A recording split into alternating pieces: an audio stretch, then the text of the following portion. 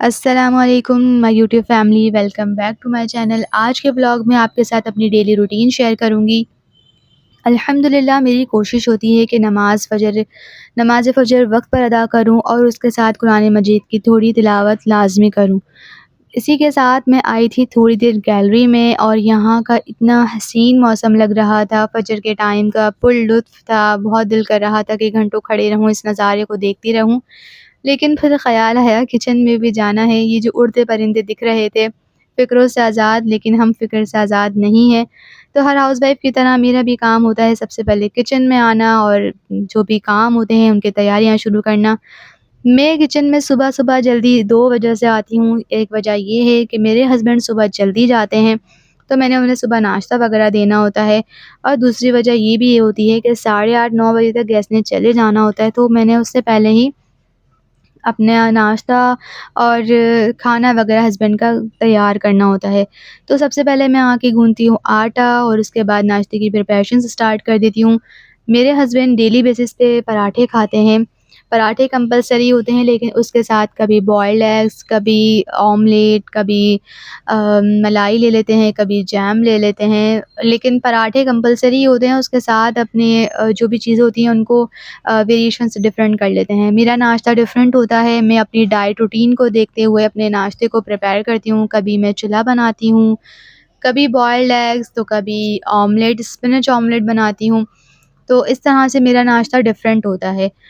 मेरे हस्बैंड जो हैं वो मीठी चाय पीते हैं और मैं विदाउट शुगर पीती हूँ, तो उसी हिसाब से मैं पहले पत्ती डाल के दूध पत्ती चढ़ा देती हूँ, क्योंकि मेरे हस्बैंड और मुझे, हम दोनों को ही जो है दूध पत्ती पसंद है, तो मैं दूध पत्ती पहले चढ़ा देती हूँ। और जब चाय निकालने का टाइम होता है तो उस वक़्त अपने हस्बैंड के कप में चीनी ऐड कर देती हूँ और मैं विदाउट शुगर चाय पीती हूँ।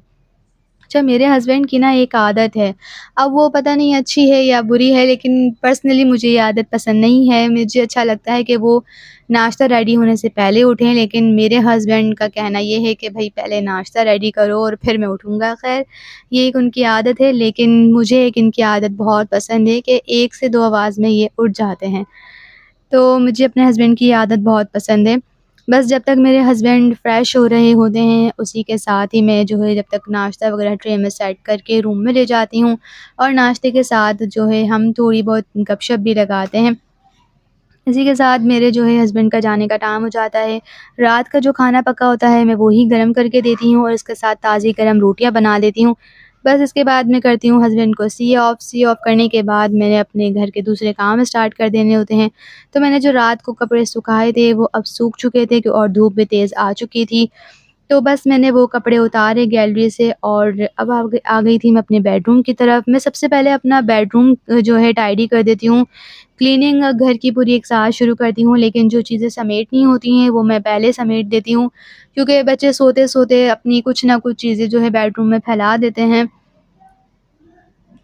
तो बस अपना बेडरूम जो है मैं चीज़ें बेडरूम से अपनी सारी चीज़ें समेटने के बाद बच्चों के रूम में गई थी और सोचा कि बच्चों के रूम से भी चीज़ें समेट दूँ, लेकिन फिर मुझे ख़्याल आया कि बच्चे जब तक सो रहे हैं तो मैं अपने काम जो है निपटा लूँ दूसरे, क्योंकि बच्चों के उठ जाने के बाद जो है काम मिनटों के घंटों में निमटते हैं और जब तक बच्चे सो रहे होते हैं तो घंटों के काम मिनटों में निमट जाते हैं। तो बस जब तक गैस आ रही थी तो 12 बजे गैस ने आना था, उससे पहले मैंने सोचा कि मैं अपने किचन के बाकी काम निपटा लूँ।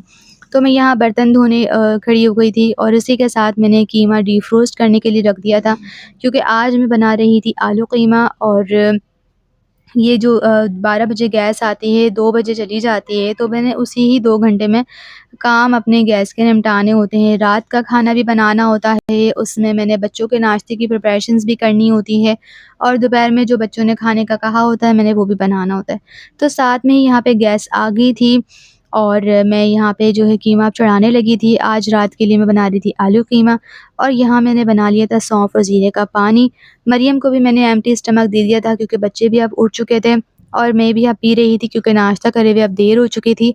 तो इस टाइम जो है मैं अपना सौंफ और ज़ीरे का पानी ले लेती हूँ। वैसे जब सुबह उठती हूँ तो एम्प्टी स्टमक कभी ब्लैक कॉफ़ी या कभी चिया वाटर या कभी अलसी का पानी इस तरह से ले लेती हूँ। सौंफ और ज़ीरे का पानी बनाना बहुत सिंपल है। जस्ट आपने 1 से 2 कप पानी लेना है, उसमें 1 टीस्पून आप डालें सौंफ और इसके साथ हाफ़ टी स्पून ज़ीरा। 1 से 2 बॉयल अच्छी तरह आने आ जाएँ, उसके बाद आप कप में निकालें और ल्यूकवार्म ही पिएँ, क्योंकि ये कॉन्स्टिपेशन के लिए, टमी को लाइट वेट रखता है और जो एम्प्टी स्टमक गैस का प्रॉब्लम होता है, ये उसके लिए भी बहुत अच्छा होता है, बहुत इफ़ेक्टिव होता है अल्लाह के हुक्म से। तो बस यहाँ पर मैं जल्दी-जल्दी जो है काम निपटा रही थी। बच्चों ने अपने साबूदाने की फ़रमाइश की थी, तो बच्चों के लिए साबूदाना बना दिया था और जो है ना आलू कीमा भी चढ़ा दिया था, साथ में चावल भी बॉयल करने के लिए रख दिए थे और मैं आ गई थी।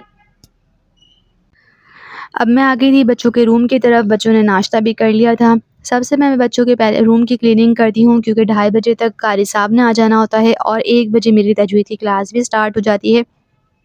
तो इसलिए मैं कोशिश करती हूँ कि बच्चों का रूम पहले क्लीन कर दूँ, तो बस मैं बच्चों का रूम पहले क्लीन कर रही थी।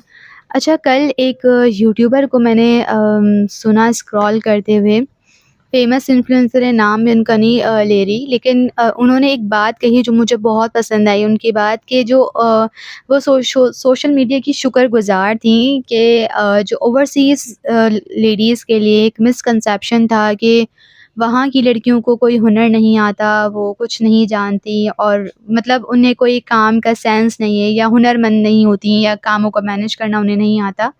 लेकिन वो शुक्रगुज़ार थीं सोशल मीडिया से कि व्लॉगिंग के थ्रू और अपने डेली रूटीन जो सोशल मीडिया पे वो डाल रही हैं, उससे जो है वो अपनी रूटीन के बारे में दिखाती हैं और इस तरह से लोगों को पता चला है कि भई ओवरसीज़ जो लेडीज़ होती हैं, वो हुनरमंद भी होती हैं, वो हाउस चोर्स बहुत अच्छे से कर लेती हैं और उनका कहना ये भी था कि उनके पास कोई हाउस हेल्प्स नहीं होते।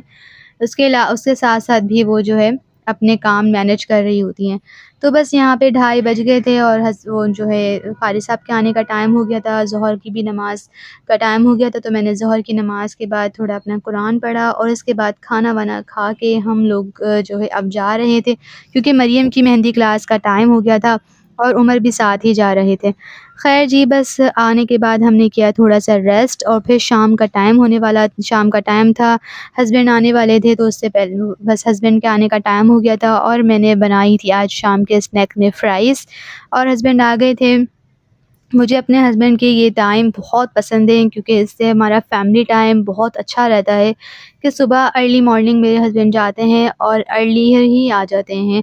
तो शाम में 7 साढ़े 7 बजे मेरे हस्बैंड आ जाते हैं और मेरे बच्चे मिलते हैं अपने बाबा से इस तरह के बिछड़े हुए थे पता नहीं कब से।